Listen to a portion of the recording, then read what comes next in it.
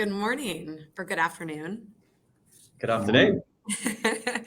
All right. Well, before we kick off with introductions, I just want to give a big thank you to everyone for joining us today, wherever you sit in the US, for the launch of our 2023 salary guide, which is so exciting.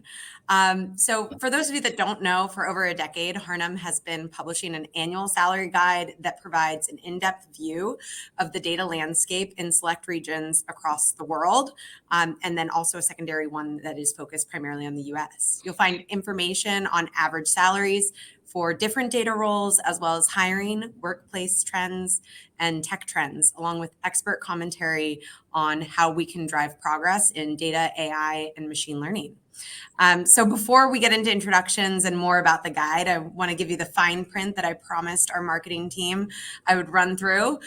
So through a combination of survey responses and internal data, we've analyzed more than 165,000 data points in this year's research. It's important to note that the information presented in this report has been independently collected and analyzed. And just like any research endeavor, this research does have limitations. However, it's worth noting that Harnham's been conducting this survey for over a decade. With over 10 years under our belt of experience, our guides have been the go-to source for data salaries worldwide. So if you want to download the full 2023 guide, we've included the link below. And this year, for the first time, we're really proud to have created an interactive website where you can compare your salary to the industry standard. In today's session, we'll be covering some key findings and overarching trends.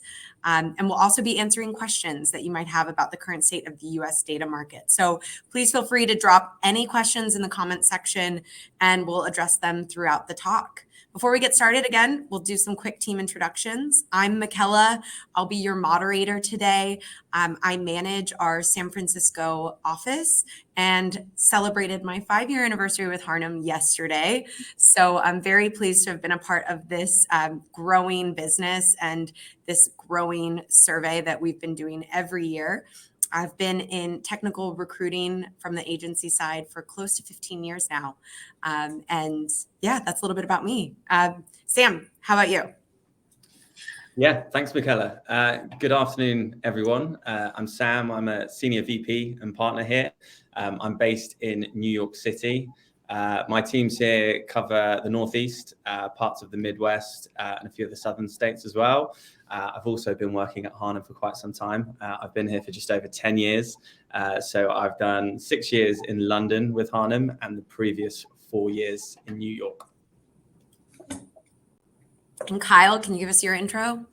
Yeah, absolutely. I'm Kyle. I head up our Southwest territory here. We cover quite a few states, which I'll get into here in a little bit. Been with Harnham for going on 2 years now. We opened our office, which I'm sitting in right now, out of the Phoenix market that kind of manages this account. And I'm really excited to be a part of this. Thank you.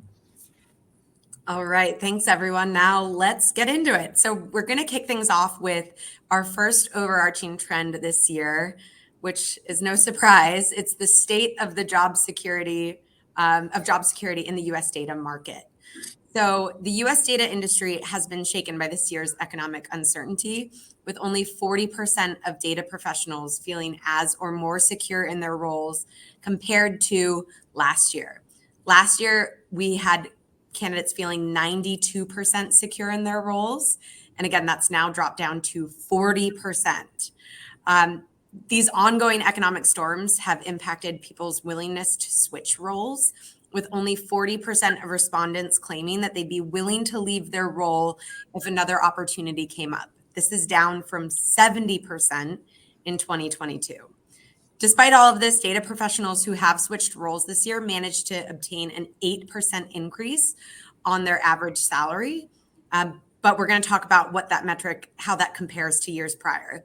So obviously, it's probably challenging to secure candidates if they're unwilling to make a move at this time. Kyle, can you share some insights into what you're seeing in the Southwest? Yeah, certainly. For some context and to elaborate a little bit more on the Southwest, my team and I cover Arizona, Texas, Utah, and Colorado, just to name a few. And if anybody's interested in a full breakdown of not only what our Southwest territory is, but what the breakdown is in across the country, page 7 on the salary guide will give you a full breakdown of that, and which teams are covering what. In our territory, what we saw is in the Southwest region, roles this year saw a 7% increase in pay, which is slightly lower on average than the national. Considering that respondents saw 22% pay increase this year, clearly pay in the Southwest and in these states aren't meeting employee expectations. I think there's a couple factors playing into that. Number one, on average in the states that we cover, cost of living is a bit lower than the East and West coasts.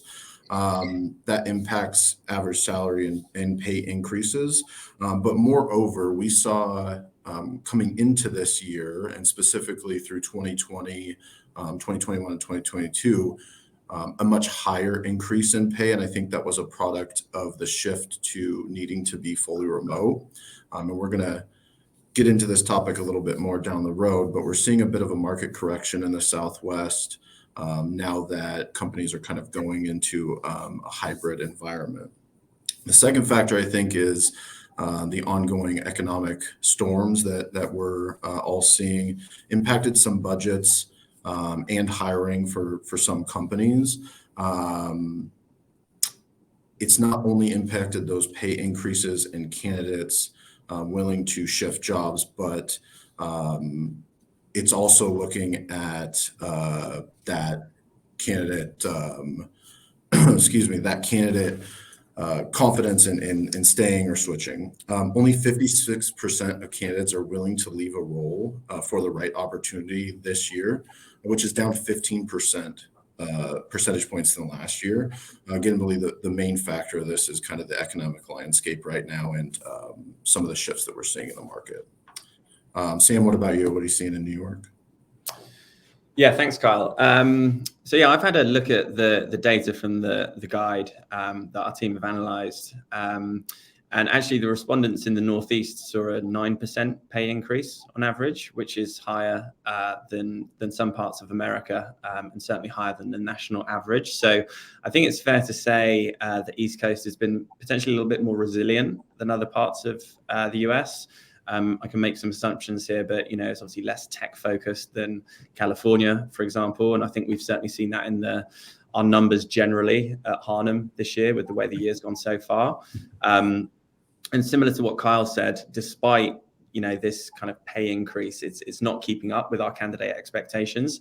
As we all know, data professionals do command big pay rises to make moves. It's one of the number one factors.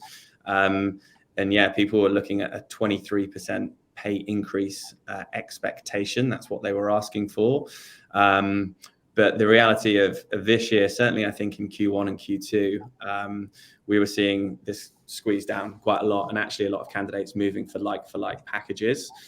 So from me personally, I think I've seen the market return to reality somewhat in terms of pay rises which are being achieved and what people were actually expecting.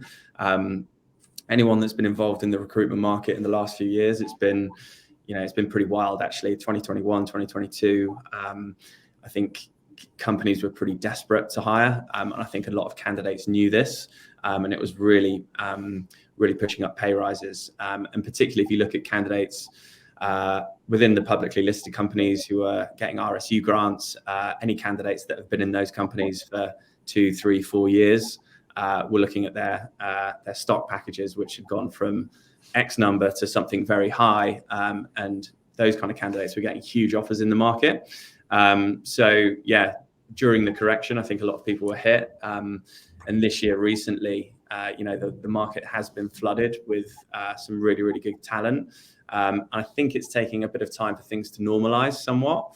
And I think particularly towards the end of this year, we're going to see a number of factors at play. I think we will see more vacancies coming onto the market due to a stabilizing US economy. I think everyone's got their fingers crossed that things are going to continue to stabilize, and the numbers are going to look a little bit better. And I think we'll probably see less available candidates taking up these new jobs. Again, there were lots of layoffs. A lot of these candidates got, fairly respectable severance packages. And it's taken a little while for people to pick up these jobs. So yeah, I think things will stabilize somewhat. I think we'll probably see a bit more macroeconomic turbulence, but I would say generally our market is somewhat shielded by this in normal times. And potentially towards the end of the year, we might see people achieving those 20% plus pay rises again, but I think it's going to take a little bit of time. How about you, McElla, on the West Coast? Yeah, I think similar trend to what you're seeing in New York. I think California candidates are reporting a 9% pay increase when changing jobs. And that is about half of what their expectations were when they were seeking a job. And I think a lot of that plays into that boom from the post-pandemic years and their colleagues and friends that might have made a change and potentially did secure a huge increase based on the climate of the job market then. But the reality is businesses are just having to tighten up their belts a little bit, and the candidate market is flooded. And so if you are a candidate that wants to make a move right now based on different priorities, whether that be motivation to do the work, the culture, your family situation, you probably are going to have to align your expectations to the reality of the marketplace and make some adjustments and be willing to make some sacrifices on what your expectations are in order to secure that next step for your future role, because companies are just not able to put out some of those ridiculous offers that we saw even just like a year and a half ago. So I think that's where we are. We have a question from Indigo. Does company culture matter more than compensation, or is compensation the main reason a candidate will leave their role? Anybody have any thoughts on that? Yeah, I can jump in there. I think we're going to come on to these topics of what's driving movement and what's driving talent. But if we were to look at the data, which I'm just looking at now, the top reasons for leaving a role were the salary and the compensation not being competitive. So that is the number one reason that candidates are leaving a role. And if we go down the list, it's lack of progression, poor management, and then number 4 is poor company culture. So I think to answer the question from a data perspective, company culture obviously matters, but the number one reason people are moving is compensation. Yeah. And speaking about company culture, I think that's been a challenge for businesses to think about driving. So, which leads into our next topic, which is returning to the office, or at least partly. So on a national level, remote and hybrid work remain a consistent theme this year, but flexibility has become a part of the new normal. And most employers have been pretty happy to accommodate this, which is, I think, really incredible. Many organizations are now establishing formalized agreements with their employees to ensure that people are committed to a specific number of days in the office. So some data from our guide, 17% of data professionals have an established flexible working arrangement outlined directly in their contracts. That's up from 10% who did last year. So this is definitely becoming a part of the fabric of work culture. And I think we'll see that figure grow in the coming years. Something else we're seeing from a flexible working perspective, half of respondents said that they would prefer to work fully remotely, yet less than 1% of respondents said that they've left a role because of lack of remote work.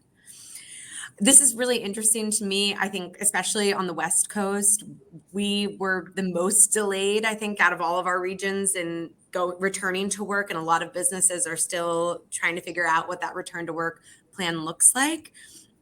However, we're seeing a huge number of clients these days that are back in the office, some up to 4, some up to 5 days a week, which I think is a pretty big shift, but they're securing talent who are willing to do that. However, I think the most common trend we're seeing is that hybrid working model with maybe some very small startups offering fully remote based on how they're set up to work. Sam, what are you seeing on the East Coast? Yeah, I agree with your comments there, McElla. I think 5 days a week in the office seems to be a thing of the past here. I would say it's pretty hard to find someone who is in the office every single day unless you've got a particular industry or job requirement for it. I would say most of the clients and candidates we speak to do see the benefits of both hybrid and remote. And look, I think the reality is it depends on the job. I think it depends on your level. You know, are you an individual contributor? Are you a manager? I'll give you a few examples. Honestly, most of our contract positions that come in are fully remote. But then if I look at most of our senior management VP level roles, they do require at least some in-office work. And I think this is becoming the new norm and something that's being accepted. You know, I will always advise my clients, if possible, be open to fully remote workers. I'll be honest, mainly because it's easy for us to fill the job. And the reason for that is because there's more talent on the market, right? You've got more to go at. I think, you know, actually speaking to candidates and clients, people do want to be in the office, at least on a hybrid basis.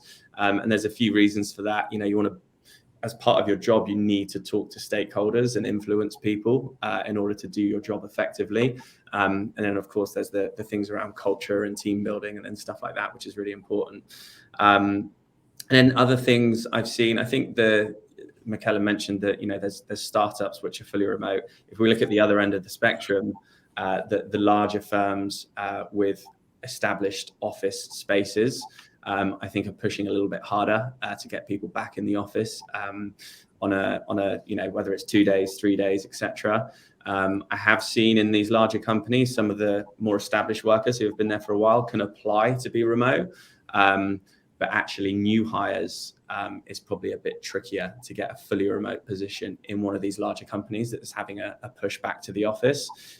So what I would say to people, if you do have a remote job currently, I would think carefully about a move. And I would say you might potentially need to be open to hybrid in order to consider, to secure the role that you get. Kyle, how about you on your side? Yeah, we're seeing a lot of the same out here. And I think we're gonna, like, to echo McElla what you said, I think we're gonna continue to see that percentage increase of fully hybrid and that being worked into the actual contract and job agreements. Same out here in the Southwest, contract roles, a lot of them are still fully remote. It's kind of project basis, but the full-time kind of in office, we've seen that big shift. To echo and expand a little bit, Sam, of what you were saying, if you're in a fully remote role right now, that understanding of that flexibility and what it really means to you and being upfront about it in a process, I think is key. We see a lot of candidates as we're, you know, shifting into this kind of environment, working remote versus hybrid market correction here. We'll see a lot of candidates that will get all the way through a process and kind of bring it up at the last minute, and it could be a bit of a sticking point. That last point, McElla, that you went over, and I'll highlight it again, is only 1% of respondents said that they have left a role because of lack of fully remote. If you're in that 1%, I think being upfront helps your job search, and, you know, if you're working with an agency or through us, helps us just identify those needs and not waste any time. To me, in our region down here, what we saw end of 2019 and into 2021 with COVID, what we all said was the new normal. Everything went remote because it was required. I kind of look at right now, we're in this correction where it's like the new normal almost. And I think we're going to land somewhere in the middle, to be honest with you. The hybrid working environment is going to increase a little bit, but I don't think we'll ever get back to 5 days in the office. So just being really clear on expectations and what you need, and identifying the roles that can fit that will help you in the long run. Yeah, completely agree. We've got some questions from the audience. So just a question from Rodney. Are you seeing hiring trends for hiring chief ML AI management position?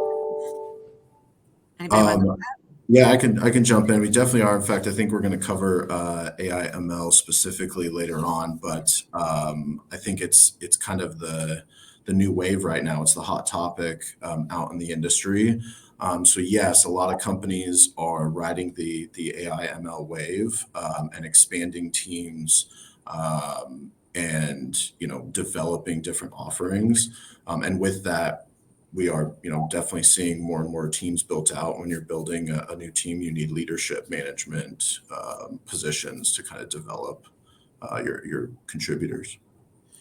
And from Coron, who are seeking jobs right now? Is it the middle management positions mostly, or more entry level senior positions for ICs?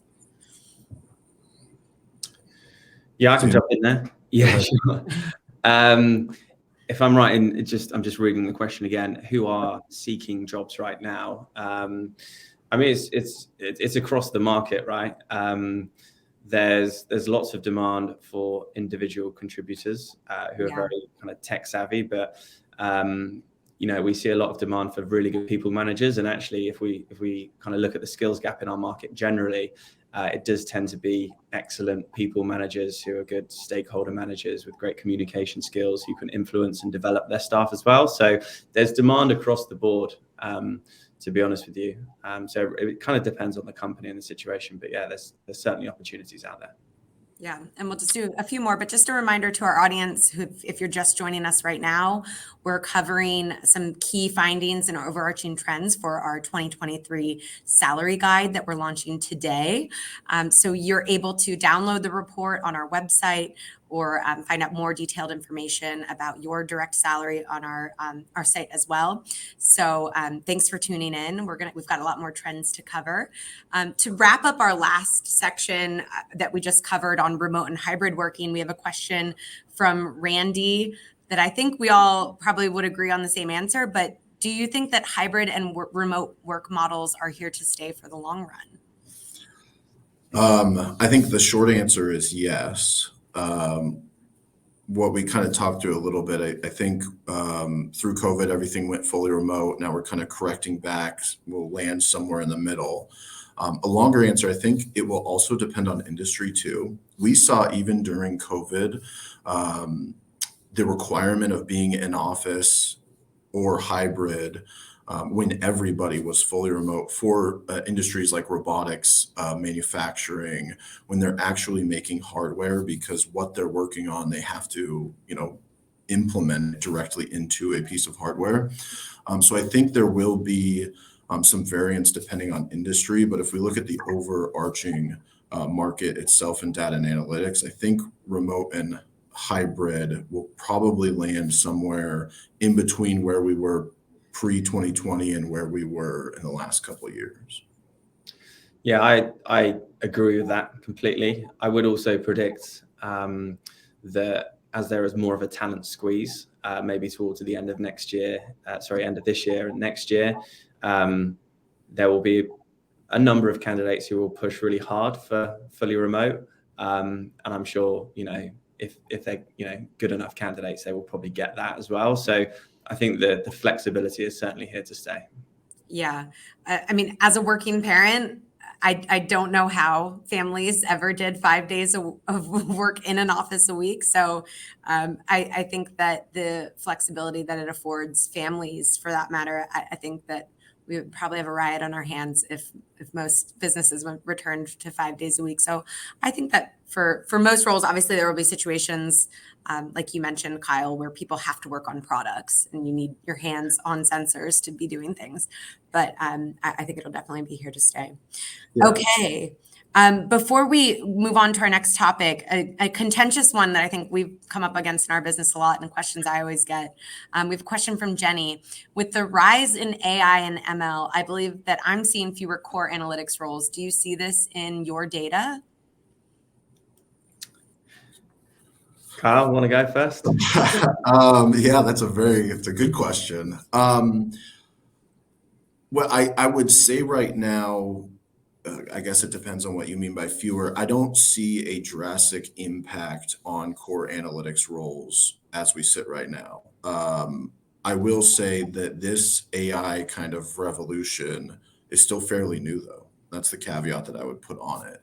I think there is still going to be a need wherever this AI push goes, for the core analytics people and individuals. And mainly what we see in our core analytics teams is the ability to engage with stakeholders and answer complex business problems.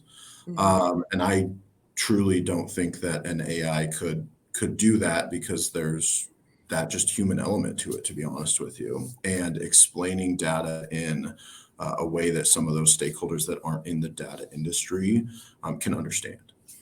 So I think it's kind of a TBD almost, which is probably not the best answer right now, but I think I feel confident that it won't replace anything. Yeah, I agree. And the thing is, AI has been around for a while. It's just getting a lot of attention this year. And if we look at over the past number of years, where has the most demand been? It's been in these core analytics roles, and companies realize that actually generating insights, reporting back, it's highly commercial. It's going to have a business impact. And a lot of our clients are building these new teams which are a bit more kind of experimentation focused, but they still need the core analytics roles to report back on insights. So yeah, agreed. Yeah, Jenny, to give you some peace of mind, I think analyst roles will only fall by the wayside when product owners and stakeholders can effectively communicate their needs and what they're trying to achieve. So I don't see that need disappearing anytime soon. I think the reality of what you're seeing is probably more linked to the economic climate than AI or ML having an impact on your roles.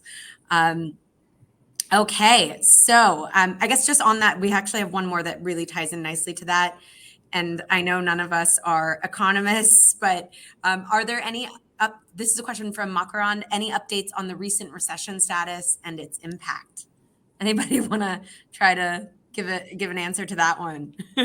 Yeah, I'll attempt. I think we've got a pretty good insight into job numbers coming through, what our clients are thinking, what they're doing, and yeah, I think across the whole recruitment industry, no matter what market you're in, I think Q1 and into Q2 was pretty tough for everyone in terms of actual job numbers. There's been a huge amount of caution in the market.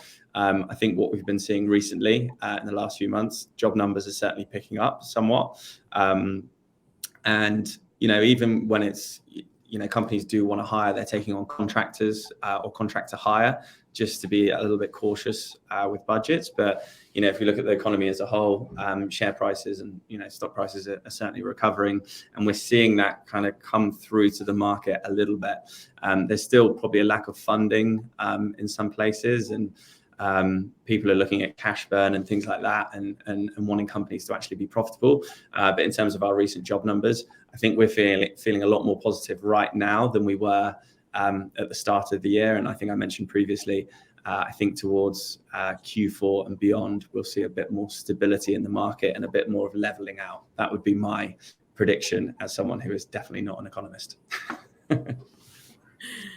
All right, awesome. We're getting a lot of questions from the audience on skills, which just for the audience sake, just so you know, we do have a section on that we're going to be coming up to shortly. So stay tuned. Before we get there, we're going to discuss our third topic, which is what's driving movement and attracting talent in the marketplace. So consistent with last year, the top, and Sam mentioned highlighted these a bit earlier, but the top reasons for leaving a role are 1, salary or rate not being competitive enough. 2, lack of progression or growth within the role. 3, poor management. And 4, company culture. Kyle, what are your thoughts on these topics? Yeah, it wasn't surprising to see that. I think starting from the bottom of the list and moving up, I think year over year, we'll always see company culture and management as a reason, regardless of what's going on in the market and the economy and everything else. That is a main driver and always kind of top 4. The 2 that kind of stand out, I think always, and we've talked about it at length here, is the salary and rate.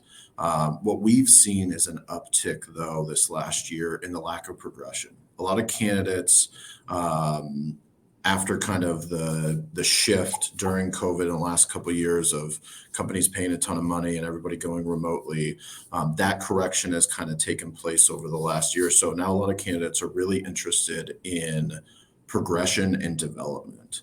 They want to see a path to whatever their goals may be, principal or management, leading a team and things like that.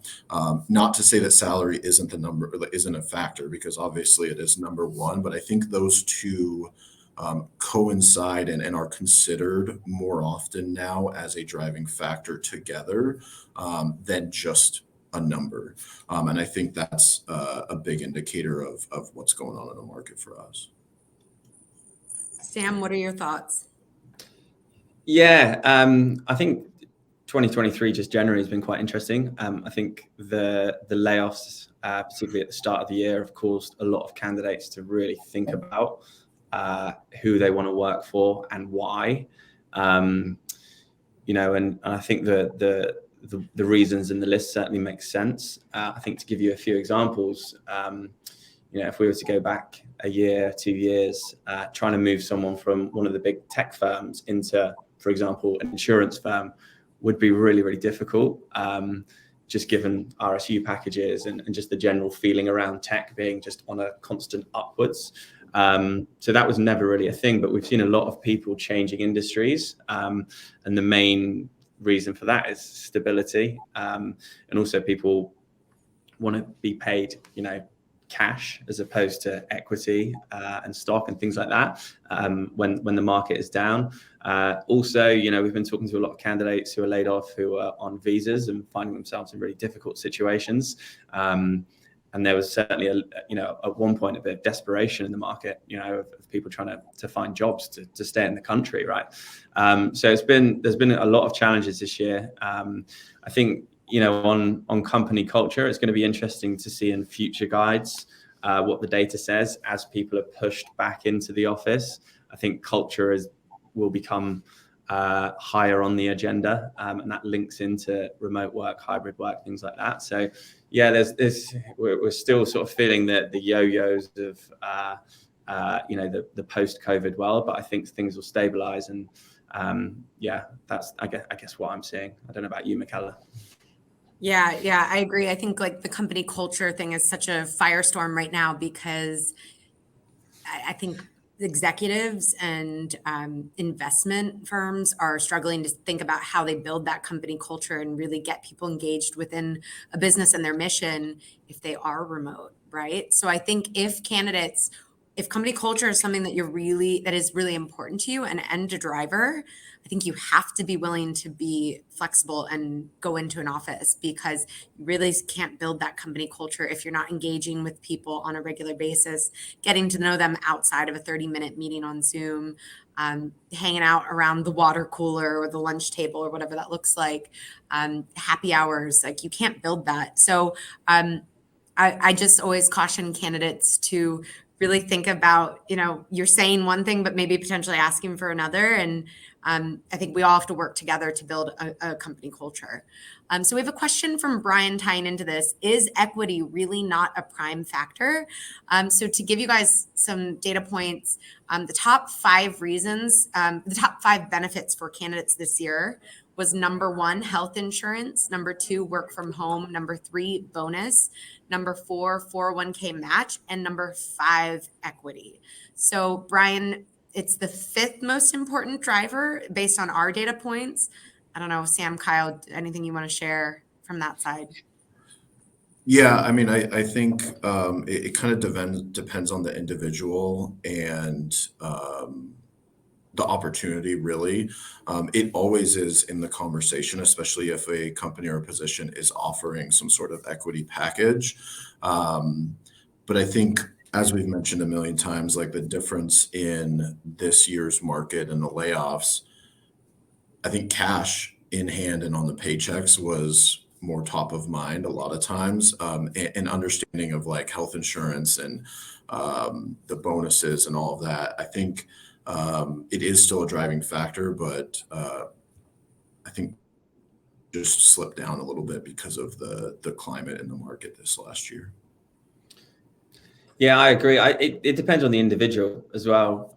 We've worked with plenty of startups this year who, to certain candidates who want more cash, they will offer more cash, but they will decrease the equity and vice versa. So it depends on the individual and their risk appetite and also your personal circumstance. If you've got a family that depend on you, you're probably going to want to have a bit of a higher base just to make sure you've got that job security and cash inbound. But we've seen quite a lot of candidates be happy to take lower bases and get more equity and not roll the dice. But, there is a certain element of risk, particularly in these smaller startup companies when you're receiving equity. So, yeah. Yeah, definitely. And I think a lot of this ties into the reality of what people have lived through the past few years, right? I think after a pandemic and a global health crisis, healthcare feels probably a bit higher of a priority, not knowing what you might encounter, and that lent straight into the remote working that is on everybody's top of mind. Okay, heading into our fourth topic, the AI storm. All right, let's dig into it. So this particular topic has been making waves across the media day in, day out, especially with ChatGPT on everyone's radar. You may have already guessed it, but yeah, we're talking about AI. Nearly half of respondents that believe that AI and machine learning is going to have the biggest impact on the data industry this year. At Harnham, we're already seeing signs that some of our clients are beginning to utilize elements of AI, but actually most of our clients and the work that we've been doing has already been capturing this space for years to come with machine learning models and really building out those types of image processing and other forms of applications and models. So I think now it's just inclusive of more of this buzzword of AI. For example, computer vision, where companies are looking to generate new images across the medical field, security, and creativity, the emergence of generative AI has been huge. It's now pervasive in the industry, and all companies, I'm sure you guys are seeing this too, are trying to find a way to put AI spins onto their products. Sam, what are you seeing on the East Coast? Yeah, there's a huge amount going on here. I mean, we actually just placed 2 generative AI computer vision engineers last week, for example. So it's continuing to grow. Our market loves a buzzword, don't we? So if I think back to listening to an old client years ago who was refusing to use the term data scientist, that's obviously a lot different, but I think this is going to be huge. Thing is, it's not new. Harnham, we've been working on these roles for many years now, but it's really, gathered pace in the market. And we're getting a lot of calls here on the East Coast from lots of interesting startups in this space who are looking for the absolute top talent within AI, and not just people who have, kind of into it because it's a buzzword, who have got deep experience. And these are pretty well-funded startups.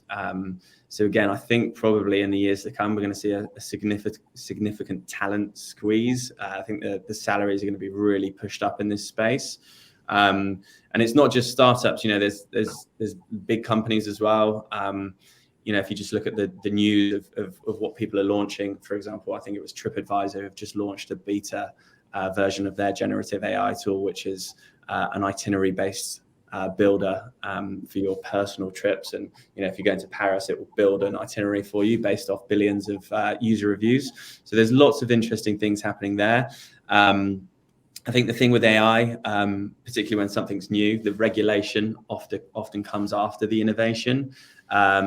So there's lots of talking in the industry about ethics of AI, and there's tons of examples in the music industry, content creation. There's lots of fake products. There's lots of things around social media, and actually the US government they're trying to regulate it, but I think it's all very new. I think if you look at what Biden's done, he's got voluntary AI safety commitments from I think it's 7 or 8 firms like OpenAI, Meta, Google, Microsoft, but nothing's really enforceable so far. So I think what we want to, what we're seeing from at least the big companies and the big firms is they're creating these environments to experiment. And when I say environments, they need to be controlled environments to make sure, the right work is being done. You can see this as an amazing industry, but it's almost going to create as many problems as it will solutions. Which again, when we're talking about just AI, there's all this worry about are people going to lose their jobs? I think from our perspective, at least, it's going to create a lot of opportunity and a lot of extra jobs. Yeah. But it's really interesting. It's something we're certainly focusing on as a team, and we're watching closely, and we're just trying to keep up to date with everything that's coming through, which is, there's huge opportunity. It's very exciting. Kyle, anything you'd want to add there? No, I mean, I would echo a lot of those things. Like the biggest thing is that it's been around for so long here in Phoenix specifically. Even over the last few years, we are one of the biggest test markets on the planet for autonomous vehicles, and they've been using computer vision, ML, AI for years and years. Again, I think it's the hot topic right now. One interesting thing, Sam, that I would echo and just highlight again is I think there is going to be a competition for top talent as these companies continue to develop and grow these teams out, which will be interesting to see over the next few years. Yeah, I think it is just that buzzword that we tend to see. A few years ago, it was machine learning, right? And machine learning meant something different to every person who was asking about it. And I think that's just now shifted into that AI terminology, but it hasn't necessarily changed the nature of the work that we're recruiting for very much. Okay, so moving on to our fifth topic, the most popular tech. And I know we have a lot of questions from the audience based around this, so we're going to cover a lot of your questions shortly. So most popular technology used across the data space. This is what the report came back with. I was pretty shocked about. The top 5 technologies used by data professionals. Number 1, Python. 2, SQL. 3, Tableau. 4, Excel, which is a newcomer to this list. And 5, AWS. I guess what really threw me for a loop was that I think usually year over year, we see technology evolving so quickly, and this list is always changing. However, a lot of these technologies have been around for a while and have been consistent. So I don't know, it seems to have been maybe a little bit of a slowdown. Sam, Kyle, what are your thoughts? Yeah. It's almost like a basic list. I think just to go into what we're seeing here, at least on the East Coast, there's so much tech and tools in our markets. It's hard to kind of summarize, but particularly within Python, libraries like TensorFlow, which is used in machine learning and computer vision, is really high on the list. I know Tableau's in the list. It's still very high. I'd say that's a competitive space. You've got Power BI. You've got Looker, which is up there, and we get lots of clients asking for those.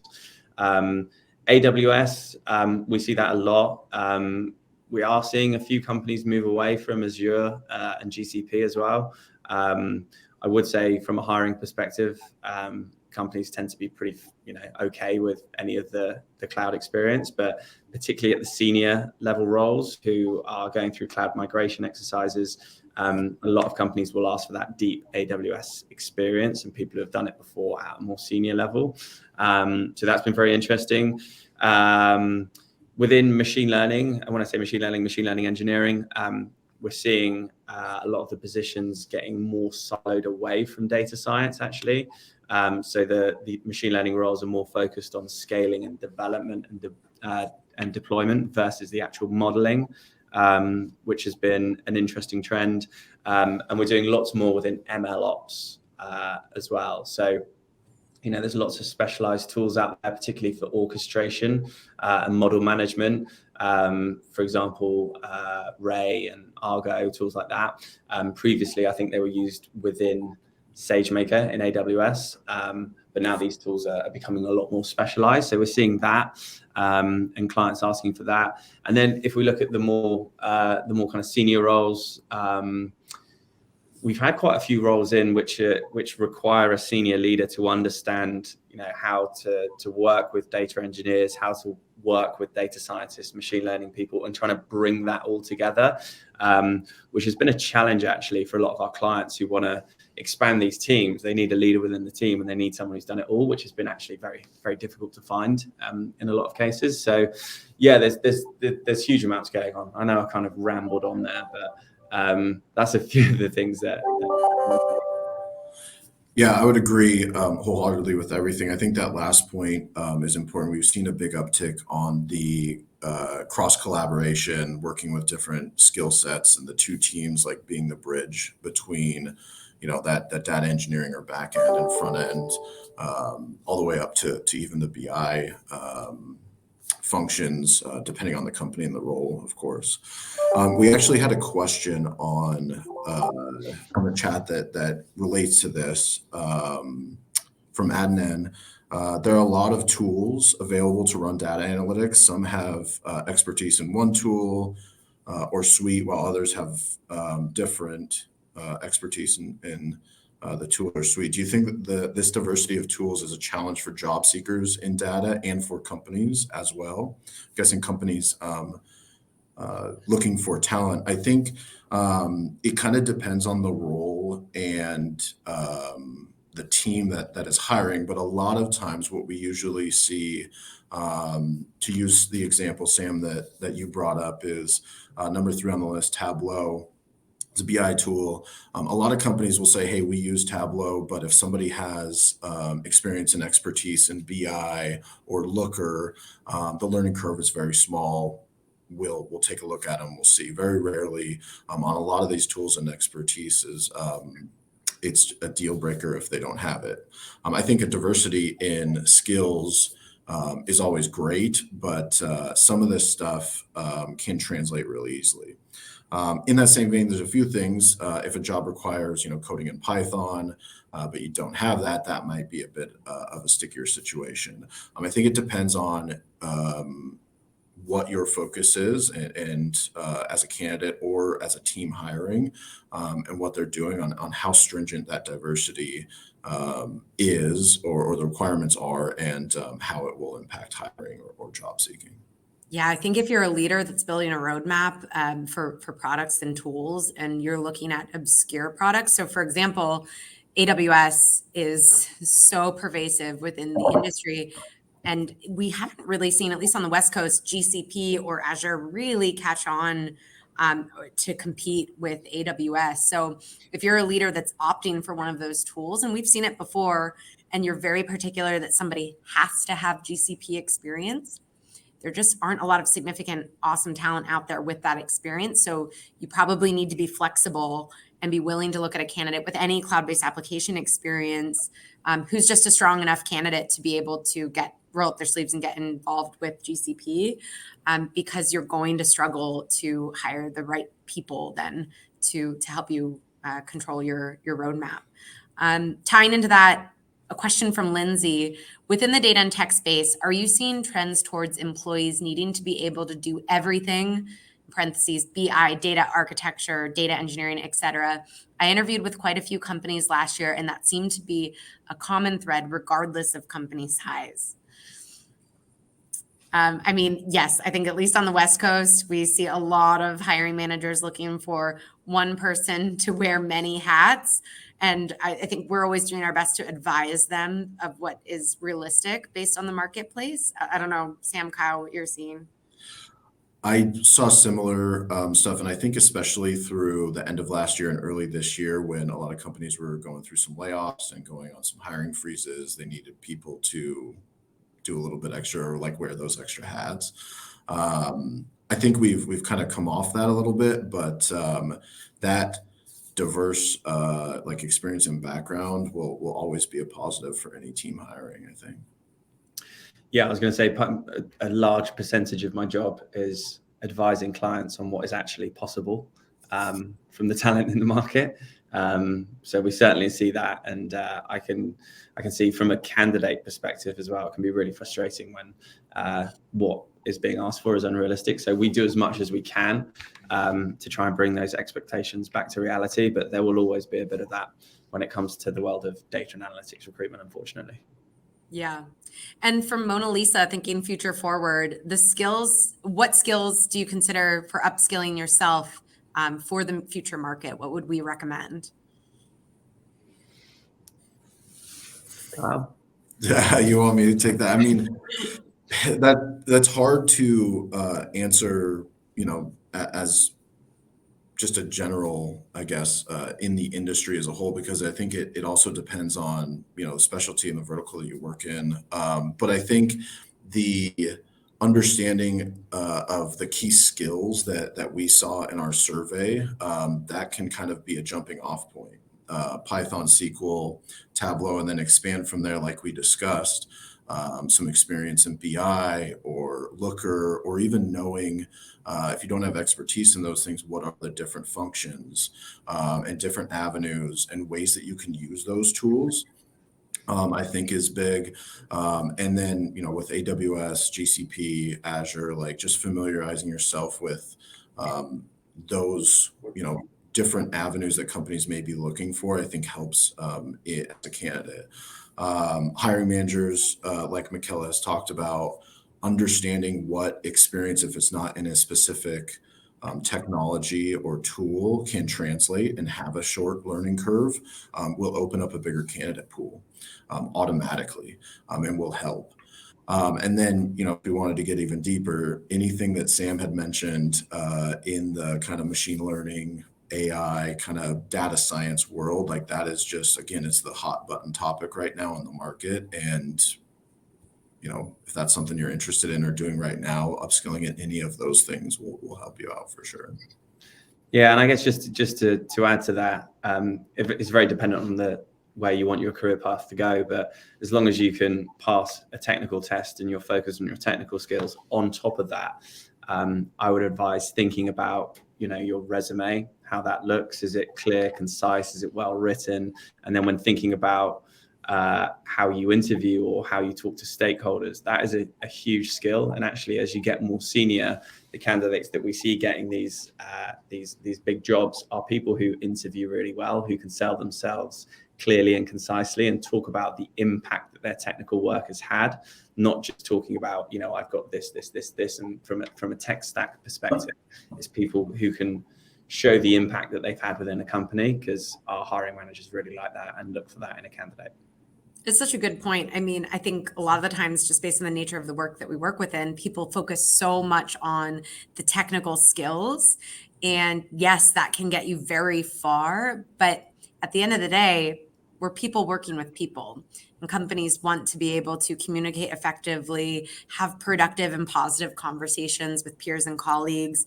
And so refining those softer skills is just as important if you really want to grow your career as the hard technical skills. But to wrap that up, I think looking at those core foundational skills within SQL, a cloud-based application, a data visualization tool, that's like really that foundation that needs to be bread and butter, and then you can build from there. And yeah, I think shout outs to everyone for asking questions. We're getting a lot from the audience that we're doing our best to get through. But we really appreciate all of them and the involvement from the market. One interesting one, maybe we'll just see what our thoughts are. How do you differentiate the requirement in learning Excel and Power BI? Which is more powerful? Another question from Mona Lisa. I mean, for me, I don't know. We don't see a lot of Power BI on the West Coast, maybe some larger corporations, but I don't know what your thoughts are. We do see a bit of Power BI, and I kind of also loop that in with like Tableau and Looker. Like it's a visualization tool to make the dashboarding. That's what a lot of our clients are focusing on. I think like Sam just mentioned, it might be less the actual tool, but how are you using that dashboard or data set, whether it's in Excel, BI, Tableau, to answer the business question. The focus may be more on how are you explaining to layman's the findings and suggesting answers to the business questions. That is what the key trait that our clients are looking for, is that communication and stakeholder engagement. Differentiating between the two technologies, I think, is secondary. All right. Well, before we wrap up, any closing statements that either of you want to share on any of the topics we covered today? I don't think so, not for me. We've covered some good stuff there. Just encourage everyone to download the guide. Please feel free to connect with me. If you've got any questions following this, I'll do my best to get to them. But yeah, excited to see what the rest of the year holds for the market. Yeah, same. I don't have anything to add on top of the topics we talked, but our website, you can download the guide. You can even request special reports for specific skill sets, jobs, if you're hiring specific roles in specific regions. So check the website. If you have any questions on the guide, feel free to reach out to any of us, connect with us on LinkedIn, send us a message. We're happy to sit down and chat through anything that you have questions on. Awesome. Well, thanks, Sam. Thank you, Kyle. I think that was an awesome conversation. I'm so excited about this guide. I think it's the most comprehensive and innovative guide that we've come out with. So hats off to our marketing team for doing an incredible job with all of our supporting teams that helped doing all of the research and data collection. Thank you to our audience for tuning in to the launch of our 2023 salary guide. As Kyle mentioned, head to our interactive website to compare your salary or get me more detailed reporting on roles that you are trying to recruit for this upcoming year. And feel free to reach out to any of us on LinkedIn. Again, my name's McElla. I've been the moderator for this session, and we really appreciate our audience and listeners. If you need any assistance or help in hiring, don't hesitate to reach out to us. All right. Thanks, everyone. Thanks for tuning in to today's episode, brought to you by the Harnham Group. We'd love it if you would share the podcast on social media and leave a comment or a review to help us reach a bigger audience. If your company is having difficulty finding skilled data professionals, you can rely on the global leader in data and analytics recruitment, staffing, and talent development to assist you with your hiring needs. Find out more at www.harnham.com. Thank you for listening.